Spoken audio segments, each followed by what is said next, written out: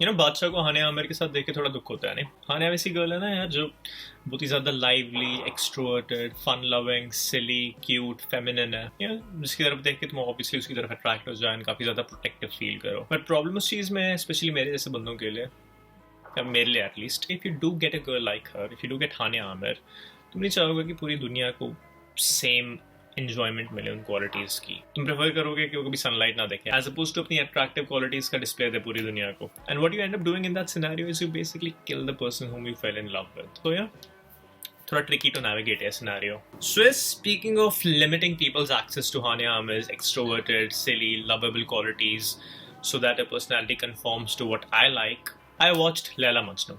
So 2018 की जो film थी Laila Majnu, which was shot in Kashmir, इम्तियाज़ अली ने बनाई थी।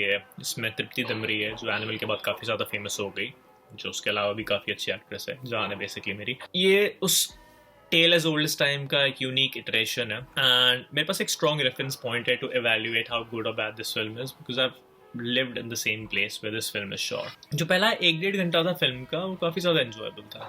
मेरे को उनकी केमिस्ट्री पसंद आई, जैसे वो फ्लर्ट कर रहे थे आपस में, टीनेजर्स टाइप का love basically, even though they looked older. उनकी फैमिलीज वर एट ऑड्स।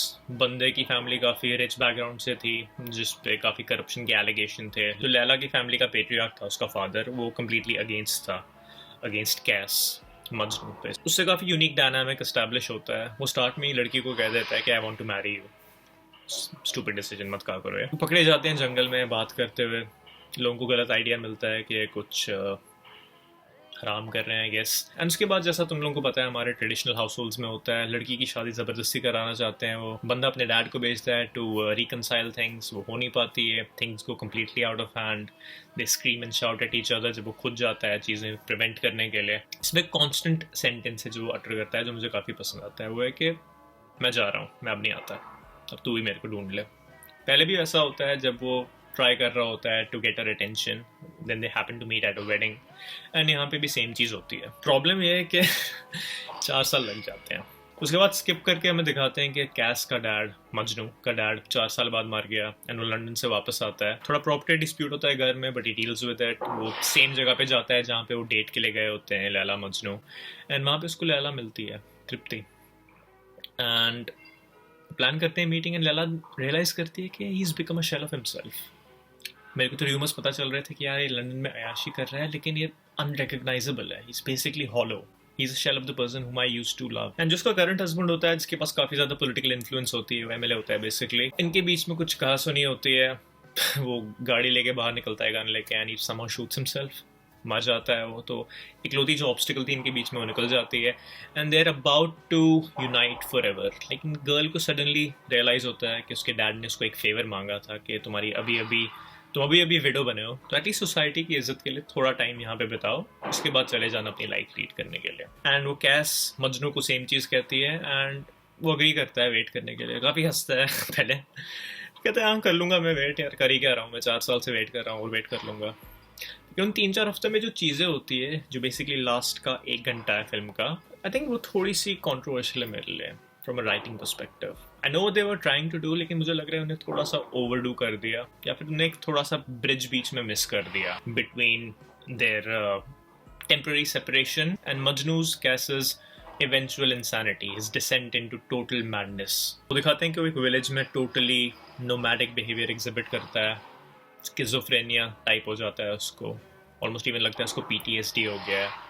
लोग उसको पीटते हैं, उसको मैड मैन बुलाते हैं, उसको फिर लैला दिखने लगती है हर जगह जहाँ पे भी वो देखता है। तो जो लैला मजनू का कॉन्टेक्स्ट है, उसमें हमें बेसिकली ये कन्वे हो रहा है कि उसने लव के रेल्म में निर्वाणा अटेन कर लिया, the highest form of affection और connection to a person, it's almost divine. जब उसका भाई आता है उसको फाइनली देखने के लिए, वो रियलाइज करते हैं कि he is just no longer the person whom he knew. And बहुत सारे ऐसे इंसिडेंट्स होते हैं जहाँ पे वो कम्प्लीटली केओटिक बिहेवियर दिखाता है, खुद को इंजर भी कर देता है। एंड फिर लैला जब फाइनली उससे मिलती है, पता चलता है कि वो काफ़ी ख़राब हालत में है।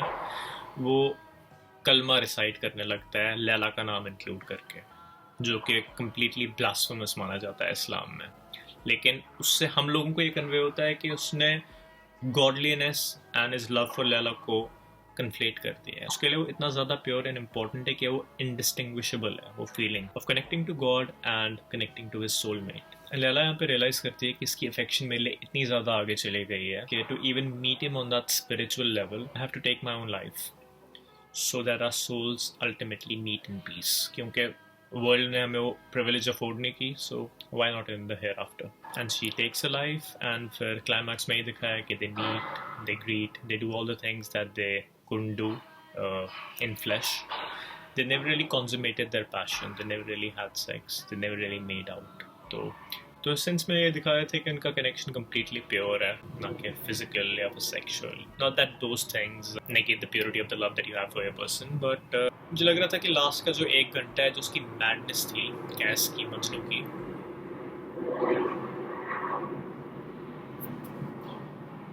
मुझे लगता नहीं वो अर्न थी, क्योंकि जब वो लंदन से वापस आता है हमें देखने को मिलता है कि वो काफ़ी ज़्यादा प्रैक्टिकल हो गया है। एंड अगर तुम इतना ज़्यादा प्रैक्टिकल हो गए हो तो तुम्हें पता होना चाहिए ना कि एक ही ऑब्स्टिकल थी जो उसका एक्स हस्बैंड था, वो मर गया है, थोड़े हफ्तों की बात है, उसके बाद तुम उससे मिलने वाले हो परमानेंटली। तो वो जो डिसेंड इनटू मैडनेस था, उसके बाद कॉन्टैक्ट में ना रहना, जिस सब की वजह से वो पागल हो गया पूरी तरीके से, वो मुझे स्टूपिड लगा।